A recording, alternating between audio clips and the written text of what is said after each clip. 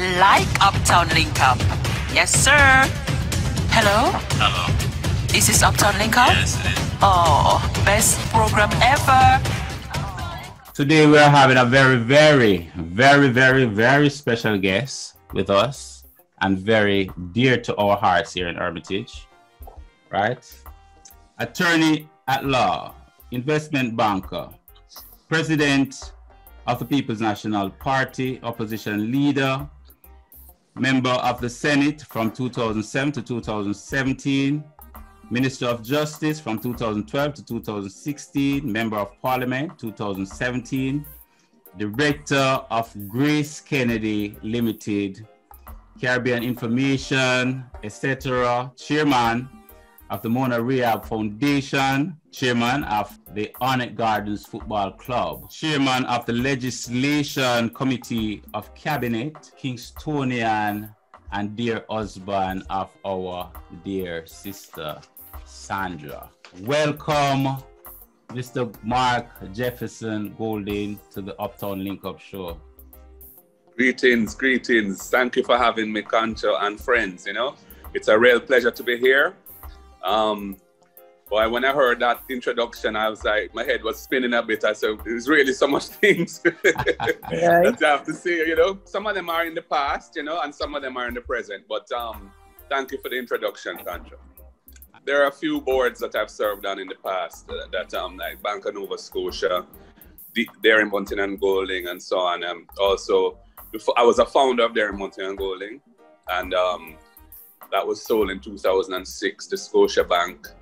And I'm one of the founders of Proven Investments, which is an ongoing business listed on the Jamaica Stock Exchange.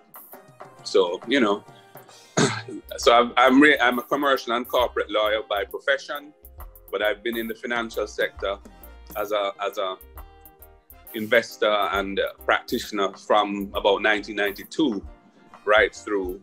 And I went into public life through the political process when I was appointed to the Senate, really, in 2007.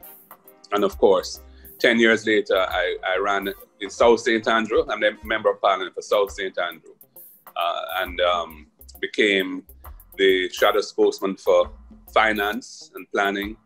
And then after the last election, when Dr. Peter Phillips retired as leader of the party, we had an internal election and I was elected the president of the party. So it's a newly minted role for me. I've just moved into that less than 3 months ago.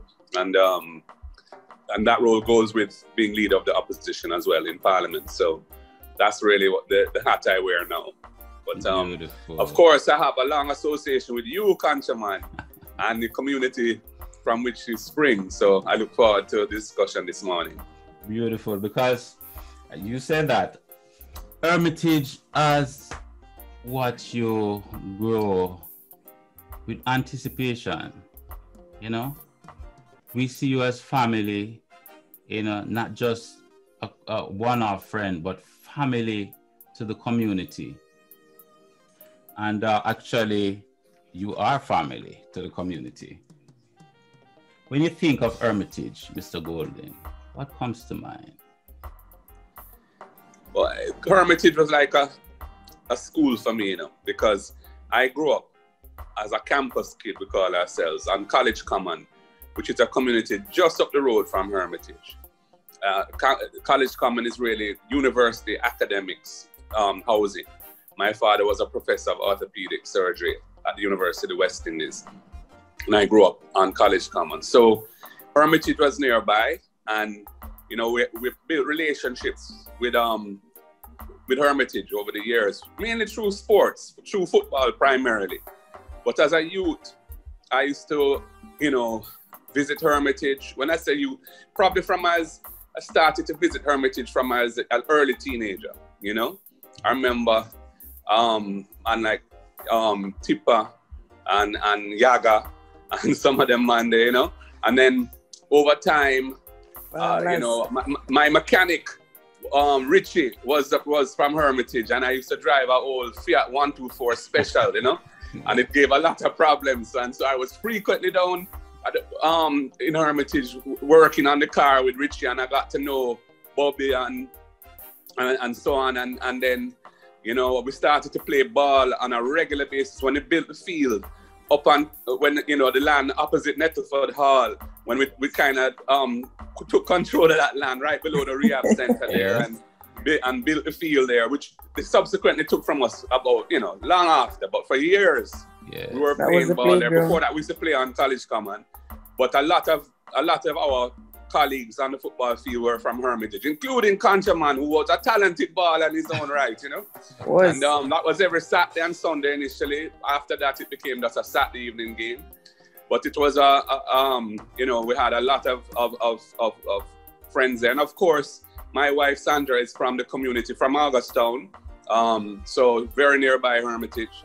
And so, you know, my entire adolescent life, right through into adulthood, I have had strong connections with Hermitage. My brethren, Natty, you know, he lives on Princess Alice Drive, which is beside Hermitage, but his wife, Margaret, who unfortunately passed away last year, she was from Hermitage, you know.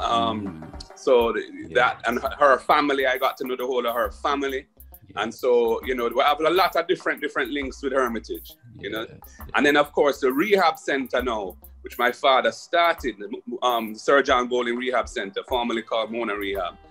A lot of the employees live in Hermitage. So I remember, for example, Hurricane Gilbert, when that was licking, and during the eye, my father said I must follow him and go up to the rehab center. And we drove up there so we could drop home some employees who were stuck there. So we drove to Hermitage in his Jaguar, you know, and in the eye of the storm, and dropped them. And then on the way home now, coming down from Papine, the car get all 4 tires bust. And we had to abandon the vehicle and walk from more or less where Hope Pasture's entrance is all the way down to his house, which was down on Bamboo Avenue. And the storm started back. That was a drama. But anyway, no, you know, my upbringing is interwoven with Hermitage and Augustown. What was, I hear you mention the football match having in Hermitage and stuff. What was the experience? Because so one thing for me with Hermitage being home, I always say, I am positive I'm going to get some food. I know where to get the food, the corner shop. I know about me, so I can find Mr. Tom if you get like a ackee and saltfish and some fried sprat. I mean, what was your experience then with Hermitage where it's concerned for food? Yeah, man. Well, for me now, that was really about boat, you know, run a boat. You know, when especially at the time when down by Richie, the mechanic, you know, because I got to know Wappy, a lot of the youth them from the era at that time. And it was, you know, as I said, it was a whole heap of work to do on that car.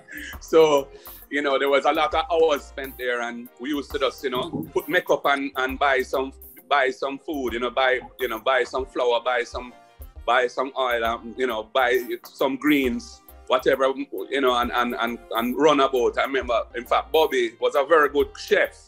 I remember that he was, you know, a very good cook, you know. So it was that was a part of the experience for sure, you know, that regular eatings that of that type of cooking, you know. And so Bobby was the chef there running the boat. What kind of food you guys would cook then?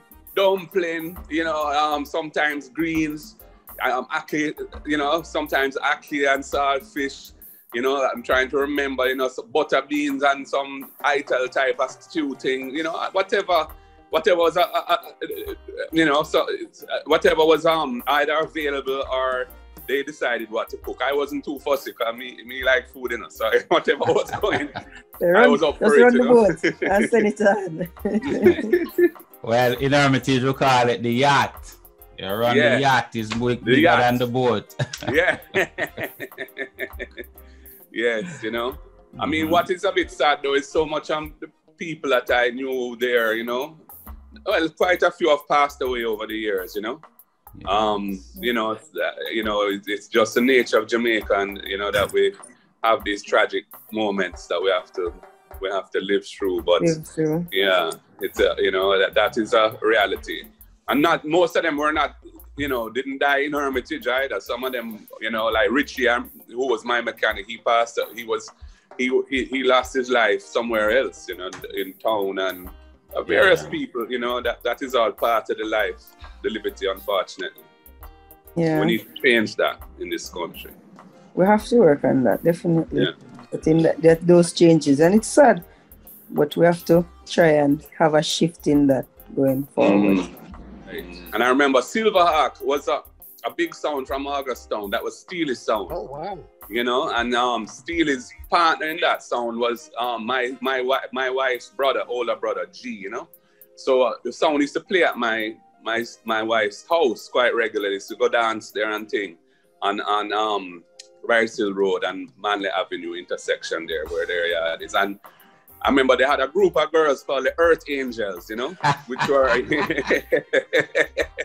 three girls. Spider and the team. Yeah, yes. yeah. Along with Beatman wife, what's her name again? The dancer. Carlene. Yes, because my wife used to sew for Carlene them time too, So yeah, and Bobla, Yes. Yeah. Bobla. Yeah. Yes, yeah, man. And a youth from Augustown called Langy. I don't know if you remember Langy, but a tall, slim youth. The youth there, it's like him never have no bone in him body, Well, Langy is actually one of the first of his kind in the dancehall. Cause Langy, it's like entertainment. Just watching Langy do him thing in the dance, man. It's pure joke. It was fascinating to really watch him dance because you will never know what he's going to do next. That is the kind of dance. Yeah, man. They keep you on your toes. Yeah, it was an experience watching Langy dance, and we think that the world really needs to know about Langy and the experience that we had with Langy. But one of the Earth Angels, at least, was from Hermitage, right? Bobla, that's right. That's right. Mm-hmm. Yeah, man. That's right. That is when the community, the whole constituency was one. You know what I mean? Yeah. True. Yes. True, man. And what's interesting, Rain, as well, is in terms of the politics, it never really mattered to me, none at all, because I used to move around and politics was never an issue, I just had a lot of very good friends in Hermitage, good friends in Augustown. But more of my contemporaries were, because of the ball thing, more of my contemporaries were in Hermitage, Because even a man like Contra then, right? It's a good while I don't see Contra now, But me and, from Contra will always be my virgin till death, because of the link, the bond we formed from years of playing ball. It's not 1 or 2 years, and it's years and years me and them man playing ball. So, some side tackle and some shots. No slide tackle. No, what happened in those times, it was more respectable football game because we play respectable football and protect each other, and it was wonderful. It was really wonderful. Yeah. What happened though, as time passed and some of us, started to get on in years, and then the newer entrants to the ball game were so fast and fit that it was difficult to keep up with them. And then, of course, one tended to use one's body more to try, make up for the lack of speed. And yes. I remember that, That was good. Very, very good point, Mr. Golding. I'm a media personality here in Connecticut and in the States. And one of the things I see how COVID affects all of us now, especially in the entertainment field, is the fact that people are now doing Zoom and all kind of things to make money in terms of helping, raising the family or taking care of school bills or whatever the possibility might be. You as a man with the background feel of, entertainment, because I'm hearing, Silverhawk. I mean, that was one of my favorite sound back in the days. Mm-hmm. What are some of the ways, I'm willing to help, what are some of the ways that we can try and help, entertainers to enhance their skills in this crazy time of COVID? Because we have to be mindful of the fact that, yes, we have to wear masks and keep the social distancing going. But at the same time, here's Hermitage coming up now where we have a lot to offer the world and people need to see this, because a lot of these talents are being suppressed, not only because of the COVID itself, but because of lack of promotion and lack of help. So what are ways that we can help to promote this and make people be aware of it? Great question, Donovan. I mean, well, first of all, one must hope that this pandemic will be brought under control. But pending that, entertainment has been very, very badly hit. And a lot of people in Jamaica depend on entertainment, either as artists or as producers or as promoters or as hairdressers or as cane man, soup man, etc., etc. So it's a real issue. I mean, thank God we have the internet now. So we, you know, that the show, the lives that Beenie Man and Bounty Killer did a massive live last year. And it does show the potential to use the internet in this time as a way of continuing to promote our artists and showcase them to the world. So the event like this one with Hermitage and so on, which will be broadcast through the internet through so many channels, is one way in which we can continue to give our artists exposure.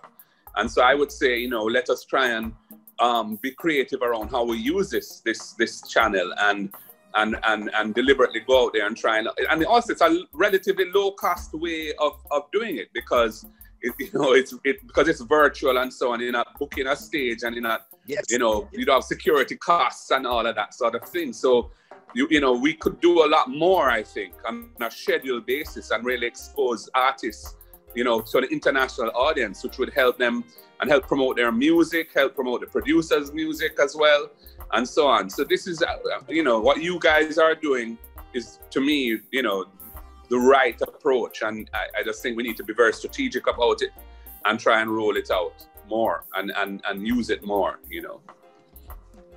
Truly agree. We speak, since we speak about the football that we play. At College Common, we started. Yes. And we moved to the university, the campus. But your involvement, Mr. Golden, in sports is really wider than just playing the football we played. Yes. Can you elaborate on your involvement in sports in Jamaica or even in the wider Caribbean, the world? Yeah. Well, apart from just being a lover of sports and so on, both football and cricket, but certainly in more recent times, I have had to take on a more developmental role in sports. I took over the chairmanship of Arnett Gardens Football Club. Arnett Gardens, of course, is one of Jamaica's leading Premier League clubs. And because it's based in my constituency, there's a particular relationship traditionally over time between the Member of Parliament and the club. And so I have really taken on the role of basically being the main sponsor of the club and also providing governance and guidance to the club with, helping the management team and so on. This, in 2020, with the advent of COVID, the league was cancelled in around March to April. I can't remember exactly when it was. And that afforded us an opportunity to focus, when I say us, I mean all of the professional clubs in the country, to try and develop a new business model that would help Premier League football become sustainable financially, because it is, the way it has operated up to now is very much on a hand-to-mouth basis, and each club depends on some benevolent person funding it, because there's not enough cash flow and resources to sustain the club on its own, and that is not a sustainable model. Yes. So we brainstormed on that, and we decided to form a new entity, and with a proper governance structure, with different subcommittees of the board dealing with things like commercialization and marketing, infrastructure and development, finance, and internal audit. We set that up. We entered into an MOU, which we negotiated with the Jamaica Football Federation, JFF. And then the new team got to work. We brought in an external chairman, an independent chairman, who was Chris Williams, a businessman in the financial sector and a marketing guru, really. And I have stepped back a bit because I was involved in the structuring and the legal work. And now that's over. You know, the others have moving it forward, and they've had tremendous success in bringing sponsorship from corporate Jamaica to the table to help finance the league and finance the clubs. That is a work in progress. They have a target, I think, of $100 million for the season, and they're well on their way to getting there. And corporate Jamaica has come on board very nicely. And so I think this is a new dawn for football in Jamaica, because at the end of the day, we need to really have a strong club system, because the clubs are not just the senior teams in the Premier League, but each club is supposed to have from 13, under 13, 15, 17, and I think 21. So it's a developmental entity, a club. And it can also be integrated with the school system. So schoolboy football will have a more natural channel for those footballers at school who think they have the talent and want to pursue a career in football. This will be a more deliberate and clear pathway for them.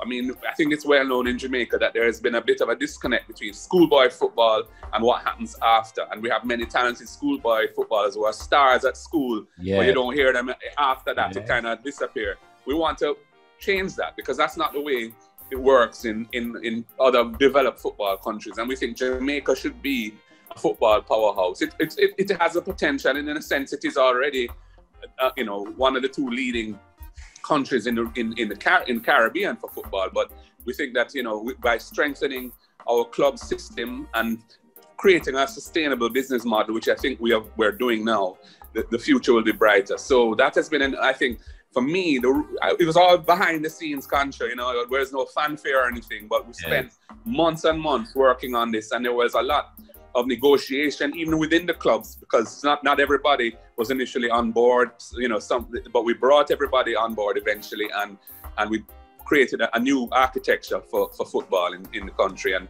so I feel very good about that. And for years we've been complaining about footballers not being satisfied, after the season.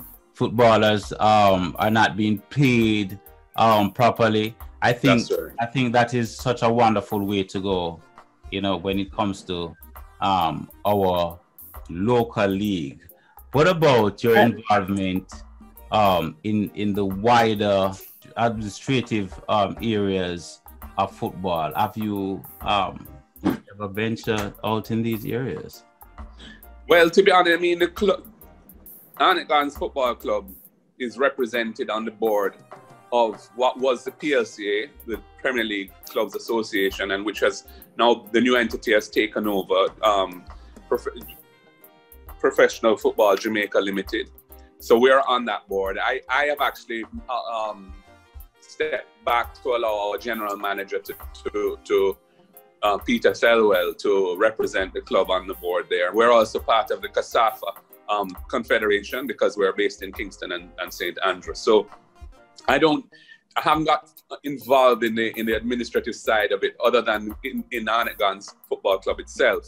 But I was on in 2020, a committee was set up by the JFF to basically chart the future of professional football and football generally in the country. And I was named one of the 4 representatives of the clubs on that committee. It was called the Premier League Interim Committee, I think it was called. And that ended up in the MOU that I spoke about between the clubs and the JFF. So I was very involved in that. It was chaired by Christopher Samuda, who was a sort of independent chairman for that. Welcome, Mr. Roden. Welcome, thank you. Thanks to having me on the program. And Mr. Honourable Mark Golding, it's been a pleasure sitting beside you. The Zoom thing is a sitting beside you now. Thank you, welcome for it. And our honorary Mr. Chairman for the Northeastern Global Diaspora, Mr. Donovan Lawmore, I want to thank you. And Zoom panelist, Ms. Richardson, thank you for the program. Thank you, Mr. Sean. Ms. Richards. Welcome. What I was saying though, I see Concho mentioned about from playing football with the Hermitage citizens in the surrounding areas, you have moved on to be management of one of the top football clubs in the Premier League in Jamaica. But I have a bit of knowledge that you have also moved on from the exposure in the music and the entertainment fraternity. You have moved also in that professional sense where you have done production and stuff. How have that gone, and what are some of the production that you have done in that era? Yes. Well, I must tell you, as a youth, as a young man, I used to follow up the dancehall thing, you know. And I actually used to try my hand as a little DJ too, and so on. And I was in a couple bands and all that kind of thing. And when I finished my studies and was working as a lawyer, I needed a channel for, you know, my musical creativity to be expressed. And I had made friends with a very talented musician and producer called Ray Hitchens. He now is actually on the faculty at UWI in their and he teaches sound, the history of sound recording and so on. But he had a small studio. I decided to invest in the studio, and then we went into music production, and we produced 3 albums. They were all, you know, we were trying to do something a little different, so they weren't standard stuff. We did I don't know if you know Della Manley, the artist, but we did Della Manley's first album was on our label. Ashes on the Windowsill is the name of that album, and it was well received. You know, it's a kind of folk, but very, very sophisticated production, and she's a very talented songwriter. So we did that. We did a kind of instrumental album with a trumpeter called Mickey Hansen, called For the Love of It, which had some Dennis Brown covers on it and so on. Easy listening music. And then we did one other album, which was an interesting thing, which was it was actually to celebrate the change of the millennium in the year 2000. And it was the Catholic Mass. This former priest who asked us to produce a reggae album celebrating the Catholic Mass. So he designed the album into all the different stages of the Catholic Mass. But the artists were brought in we wrote music for each stage. So Toots is on that album of blessed memory. Toots, Brian and Tony Gold, Cheryl Lee Ralph, Richie Stevens, Holy artists, you know, were on that album. And it was a wonderful album, actually. And the last song was sung by there was a choir of little children who sang on it. In fact, my children were part of that little choir. So those 3. But what happened was, you know, we didn't have time to really focus on it and commercialize the label. And, you know, so eventually we decided we couldn't continue, and we were busy doing other things. But, you know, it was a very happy time for me. And as a lawyer, I used to dabble in the music law as well. You know, in fact, that's how I got to know artists like Cutty Ranks and Richie Stevens and some other artists as well, you know, because they came to me with their whatever legal issues they had. And, you know, so I used to do quite a bit of music industry law at that point. So you did music while you were doing commercial law? Yes. Mr. Chairman, Sean, if I may say something, I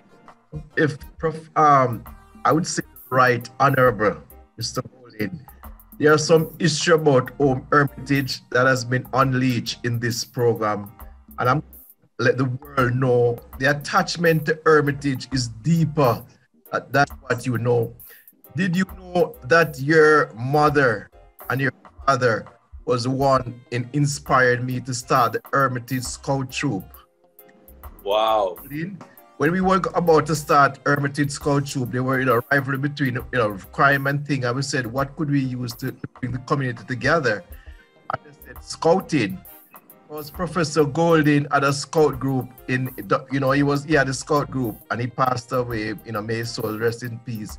We contacted your mom, and she was the one behind the founding, myself and Donald Williams was the president of the Hermitage Citizens Association. And that's Hermitage Scout Troop came about. And I have been a scout leader from 1984, and I've been representing Jamaica to its highest level. I trained some of the top scouts in America. I started a group here 10 years ago, and they said, 1% of black make Eagle Scout. I got 3 Eagle Scout. I got, letters from the president, both President Obama, President Trump, all heads of government, all because of your mom initiative. Wow. And even more tougher things, you would not believe that you married to my classmate, Sandra Erie. We went to school together. So people might wonder why we choose you, and this is a very historical moment for me. And, we all drink that Bedwood water. So it's not about, and then we produce 2 opposition leaders. So you can imagine how excited I am. Them don't know say it's Bedwood water, it beyond Dr. Phillips that they tried. But if I was going to ask about that. There was any, I know Dr. Phillips used to live at Bright Hill Road. Yeah, 19. That lane where Dr. Phillips used to live with Sister Minnie and Bongo Jerry and them was my wife's parent, my mother and her aunt owned that land. In fact, how they got that land was their father, my wife's grandfather, was actually shot by accident walking. I think some soldiers with some target practicing on a range, and anyway, there was a settlement as a result of his death. And the land was bought for his 2 daughters, my wife's mother and her aunt and my wife's aunt. So the whole of 19 Bryce Hill Road, which stretches from Bryce Hill up to Manday Avenue, was their property. And Peter Phillips, as I understand it, this is in the early in the early 70s or late 60s. They had, it was a Rastafari thing, and they had their premises right there. So that was a notable historical thing, because I think that was all around the time Walter Rodney was frequenting Augustown and all that kind of thing, so Augustown played a very important role, and Hermitage by extension as well, in the development of progressive thinking in Jamaica, and and even the Rastafari community as well, because some of these people are persons who are significant in the history of Rastafari. And Dean, I just want to say, yours is a name that I've always heard as a community leader. And I'm glad you mentioned my mother. My mother started a Brownie troop at the Mona Rehab Center for the young girls, disabled young girls. She was what they call the Brown Owl, which is the head of the Brownie troop. And so she got into the Girl Guide movement and eventually became the International Commissioner for Jamaica. And was, spent many, many years of giving service to the Girl Guides in Jamaica. And I'm very happy to be reminded of her connection with you and the role she played in helping the Hermitage Scout Troop to get off the ground. She's still alive, very frail now, unfortunately, but still alive. And I'm sure she would love to be reminded of this, and I will remind her of it. Yeah, man. I can tell you, I was hospitalized for over a year, 1 year and 2 months to be exact. I have been there. I'm like Job, but the only difference with me, my friends like Sean and the Hermitage community, they did not forsake me. They were all there with me. And when hospitalized, machine have to be taking me, putting me in my wheelchair and thing. And the therapist looked at me and said, do what you like. And since I get connected with Hermitage, I don't know if them Sean set up some Bedwood water for me. This is the biggest part of my recovery. This is the best I'm at since I started the Scout. I start revising the Scout group. So these things will help your mom. The mental development is 30%, whatever you like, go back into it. I have everything. I have prostate, I catch COVID. I'm a COVID survivor. I'm a prostate survivor. I am everything. I do spinal surgery, but I'm still a scout. And I never forget my scouting training. That people like Sean who have called me in the hospitals in my downtime. I lost everything, everything you can think of, but I don't lose my community connection and my connection. And I think I've risen since I've made connection. Sean would call me every day to keep me empowered me. And that's why Sean is so special. Well, Dean, just hearing of the challenges that you've had to surmount, you know, it is inspiring, and you're here and you're still strong, and your story is, you know, is an inspirational story, you know. So thank God and for His blessings, keeping you with us and allowing you to survive all that you've survived, you know, and keep going strong, my friend. Yes, indeed. Honourable Goldwyn, one thing I love about this Hermitage community, I'm from Montego Bay, by the way, but I learned about it through Dean. I've worked with Dean on the scouting troop that he has here in Hartford, Connecticut, and a lot of things we've done together just because we want to build and make Jamaica better through the diaspora. Me as a media personality and as a business mind person, the things that I see in Jamaica, you talk about the football and the music, which I very love. I'm a sports fanatic and I'm a media personality as well.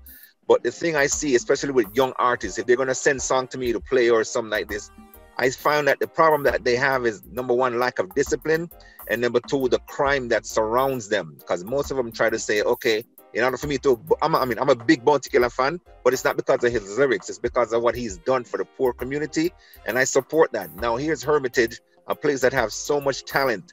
I mean, ways we can find to help enhance what they have without getting into the problems with discipline and also with crime. I mean, how do we go around that and solve that to make these youngsters better? It's a great and a deep question, Donovan. I mean, I think that Jamaica's problem with violent crime is one that we are not really tackling effectively. It continues to be a monster that causes endless suffering and holds us back as a nation. It affects our economy adversely. It affects the psyche of the nation. You know, my constituency, South St. Andrews, is very much impacted by it. And I know Augustown and Hermitage have also been impacted by it from time to time very badly. We need, I think, to approach the whole issue in a very holistic way. It's not just about suppressing criminals through strong policing, and that's part of it, yes, because the police force must be able to do their work effectively.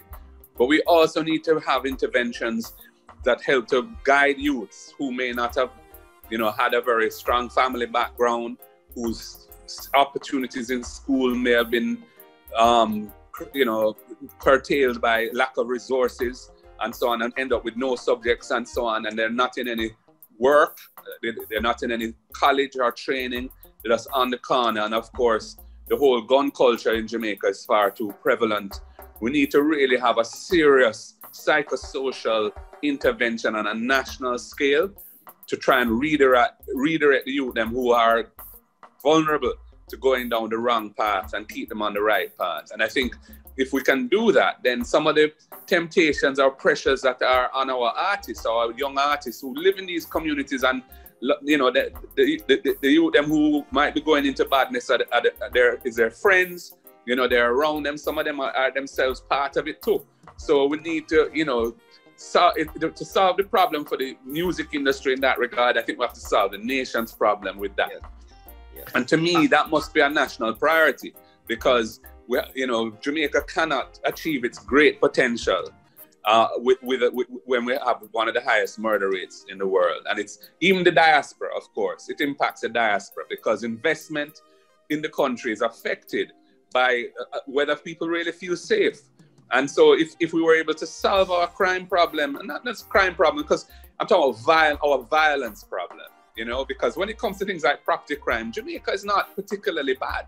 But when it's just this problem of violence that we have, and if we can solve that, then I'm sure the diaspora would feel much more comfortable in, you know, in terms of coming home or buying properties, investing in the country, and so on. I know that this is an issue because returning residents have also been badly impacted by it, you know. So this is something which we need to deal with, and I don't think I don't feel that we're tackling it holistically at the moment. The things like the Peace Management Initiative, which was a program that tried to nurture violence interrupters, youths in the community, Hermitage, wherever, you know, who want to see a change in their community, working to nip issues in the bud. In other words, potential situations that might escalate, bring them together and try and sort it out so it doesn't reach too far. That program has been defunded. And you know, and so it's struggling. And to me, that was very short-sighted, you know. There was a thing called Unite for Change, which was really about investing in youth and providing them with opportunities to turn their lives around and become productive citizens. That was discontinued as well. So, you know, we're not going to solve these problems just by investing heavily and more heavily in equipment for the army and boats and planes and so on. You know, that has no impact on the communities where the violence is being created and fomented. So I really believe that we need a holistic solution, a psychosocial solution. We need to change our culture around violence. We need anger management. We kick off too easy. You know, perceived disrespect becomes a fight or worse. You know, when we need for us easy and work things out in a more civil way. You know, between us. You know, and we can do it. Jamaica wasn't always this way. You know, you know, but it has become that way, and we need to move back to or move forward to a new day where we deal with each other in a more loving way and a more calm and reasoned way, you know. Yes. If I may interject here, Mr. Moderator, John, I just want to proudly say Hermitage is moving in a direction. We're using Hermitage as a model for the world. And I'm very proud to say that as myself and Mr. Donovan, I'm a part of the Global Diaspora Crime Intervention and Prevention Task Force, not in Hermitage, globally. And my role in that is to prevent crime and violence. I can't solve the problem, but the prevention method, and we're using Hermitage, and I think Hermitage is moving in a direction that no other community has ever been for this. We are exporting reggae music, and that is why we are doing this program. Sean has been using the youth from Hermitage to reduce crime and violence, but through music. And Sean, Shooter 99 is now playing in a London station from December. Every Tuesdays and Thursday, our young people in Hermitage is playing every Tuesday. Sean music is played in a London Fresh FM every Tuesday. And this is what Hermitage is using to prevent crime and violence. We're playing, can you imagine youngsters without nothing playing every Tuesday and Thursdays? We have in place the Peace, Kenneth, who is from Augustown, have a peace management program which is working actively. It's a 5-year time span: Goldsmith Villa, African Garden, Bedward Garden, Hermitage, Greater Augustown, and it is geared at the most peaceful, crime-free community for the year from January through the river Bedward Garden. They won it. They got the last award, so it started. You know, Sizzler Foundation Youth Club is doing music. They're doing a lot of projects. The Hermitage community, the Greater Augustown CDC, there are so many things they have been going around trying to implement program. Yesterday, the Archers was there. Thursday, the Archers was there down there last week, doing recruitment for different trade people. In Hermitage, we have committees set in place where they have people monitoring children who are supposed to be in the school, and we have sports committee, we have the disciplinary, we have several structure that is in place now. So I think Hermitage, with all fairness, we are using this. There are problems, there are a lot of problems, but I think that is why we are doing it, to let the world know that all is not lost. You know, people are investing. We're going to be starting a scout group, which we have started, and this group is called United Scout Group. And it's two from Bedward Pastors, the leaders from Bedward Pastors, African Garden, the entire Kingston 7. We're selecting scouts from there, and this is a model to reduce crime and violence. Our next 10-year plan, it's going to be a crime-free. You know, we are so close to the University of the West Indies. When we do our survey, we're talking about our achievers. We have the Jamaica National Netball coach, Simone Edwards, basketball coach, and we have Nicole Grant, who is the president for the Gymnastic Association, our president for the basketball, Simone Edwards. She was one of my tenants. She used to live in Hermitage. Jimmy Sinclair. We have two judges presently on the bench that was from Hermitage. You know, one of my scouts, his wife is a judge from the bench, Kirk Williams. So there's so much the world don't know about Hermitage, and we are gonna use our positive growth to eliminate all negativeness, our 10-year plans for Hermitage. So I just want the world, because that is what happened. The world highlight, you know, for us to even get the highlight, because somebody don't get shot and negative, we're not gonna get that big highlighting. But what we're doing in Hermitage, we get out of that box. There's so much reggae singer there, and sometimes to even get the airplay, you have to go through so much rigmarole because the island is full. So we are taking Hermitage globally. This program has been, Sean music is played all over Africa, worldwide. It's not just England. So people think it's just, that's why Hermitage is a model. And I'm gonna make sure I'm not talking about Jamaica, I'm talking about the world is looking at Hermitage today as we speak. Wonderful. Well, look, you know, that is a unique solution that is homegrown within Hermitage. And, you know, I absolutely salute it. And it's great to hear that what I'm part of now and what you have been doing is all based in a philosophy of community development and turning around the community and making the community a model that other communities can follow.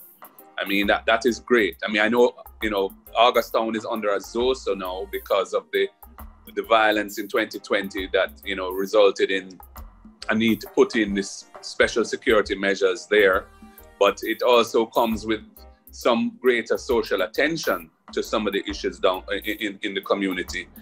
And, you know, hopefully that will lead to some improvement. But what you are doing in Hermitage, collectively as a community, is absolutely brilliant work. You know, seeking to make a global network through which you can distribute your culture and promote your culture, and the musical culture, and anything else that you know you feel to expose is strategically very powerful. So I salute you for what you're doing, Dean and Concha and Ray. Yeah, and I quickly was sorry to be really taking over. I want to let you know that it's not me. What we do in Hermitage, we have formed a Hermitage diaspora. So we have 30 people who used to live in the Hermitage, you know, governed by its president, Reverend. We have a Reverend from the community, our own Reverend Dr. Carlton Fullwood. So we have people from all over the world who was from Hermitage. So I create a diaspora for the Hermitage community. But people, you know, there are people here who have been giving, I mean, they give back to the community to feed the poor, feed the older people. Everybody, they have been giving in their separate and different ways. So we get together. So it's not me, you know, it's about the whole Hermitage diaspora who is contributing back to the community. And, you know, they're going to be sponsoring the scouts. They're going to be, you know, the people have been giving different things towards it. So in all fairness, I'm just talking on behalf of the diaspora from Hermitage too. Yeah, man, understood. And in fact, Go ahead. No, I was just saying Trenchtown is doing something similar, you know. There's a similar diaspora movement that has been started to try and build out, you know, support for the community back home and so on. So this is a model that has great potential. But what I like about the way you're doing it is that you're trying to promote talent and provide economic opportunities through the creative industries for the talent that is in Hermitage. So that is, I think, a more sustainable model, and I salute you for it. As a former student of Hope Valley Experimental School, Wow. I know a lot of persons in Hermitage have gone to the school and the surrounding communities. I would like to know, how were you around in the surrounding, the formation of Hope Valley, and what were your thoughts? What was the thought behind creating this school and the impact, and how were you feeling about that and stuff? Because a lot of us from Hermitage have gone through it. A lot of entertainers also have gone through Hope Valley, Agent Sasko, and a lot of performing, Simone Edwards and those people, so Nicole Grant. So I'm curious to know what was the thought behind the creation of Hope Valley Experimental, which have had major impact on the community youths around. Yes.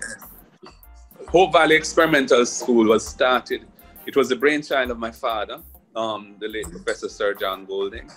And, you know, he had started the Mona Rehab after the polio epidemic in the 1950s, where, and the government of the day had asked him to take charge of the medical response to this epidemic, which was really the first of its kind in Jamaica. He had learned about polio in the World War II when he was serving as a doctor in Egypt, in North Africa.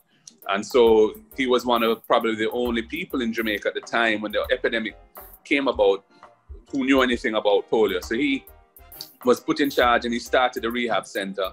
And that became his most important life's work. And part of his vision was to give disabled children the best opportunities that they could have.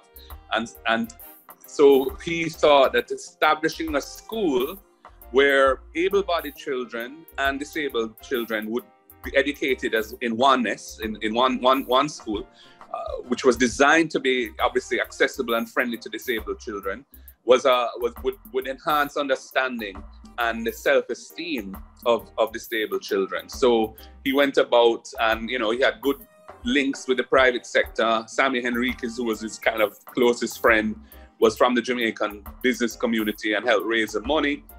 And so they got the permission from the university to use the land beside the rehab center to build a school, and they built the school. I was a little boy then. I was already in school. So I was probably about 7 or something like that, 8 years old. So I was aware of it. And I remember when it was being constructed and visiting the site and seeing the design. It was a very interesting design and an unusual design, very much designed around the objectives of enabling disabled children to feel very comfortable there as well. And of course, it has, for example, 2 of my colleagues, Julian Robinson, who is the Shadow Minister of Finance, and Mikhail Phillips, who's the Shadow Minister of Transport, Works and Housing. Both of them are graduates of Hope Valley School. And so, you know, it is a school that has done very, very well, and it serves the community very well. So, you know, it was one of the institutions that he built, you know. And I think outside of the mingling with persons, it has taught us that appreciation for the disability community, and to have that acceptance, and to also look out for them in that sense of way where that courtesy is always there, and they're just normal to us like anybody else. And I had transitioned from another primary school, and I was so much appreciative of my experience at Hope Valley and having that gratitude towards the disability community. Yes, yes, absolutely, absolutely. So no, thank you for raising that, Rain. That's right. And you know, they celebrated some anniversary a couple of years ago, and I was invited to come and represent the family there and say a few words. And it was a wonderful occasion. So, you know, these institutions are what build societies, you know, and if you can build sustainable institutions that have a legacy and can move from generation to generation, that is a great way of contributing to society. So that's one institution that I think Jamaica has, you know, can be proud of, because it was unique and it was a creative thought that gave rise to it. And of course, what you're doing here, building this online institution, you know, hopefully it will be sustainable as well and generate very positive results for the community of Hermitage. So I salute you all for this what you're doing, and you know, I'm glad to be part of it in this way. If I know, as we spoke about, I have a lot of experience with Mr. Golding, and we could go all day, right? And you won't have a problem with it.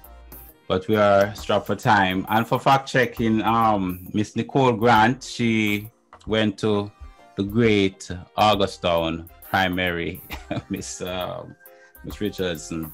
We have come to the end of the program. We are Uptown Link Up, and I want to thank our panel of Mr. Donovan Longmore, Miss Rain Richardson. Thank you for being here, Mr. Golding. It is a pleasure to have you. Yes, well, the pleasure has been mine as well. Thank you, Sean Conchaman. Thank you, Rain. Thank you, Dean. Nice to reconnect with you, Dean, after so many years. And Donovan, it's a pleasure to meet you, and I look forward to interacting with you further in relation to diaspora exposure and so on. So, yes, sir. No problem. All the very best to everybody. Thank you. Blessings. Thank you very much. Same to you. God bless.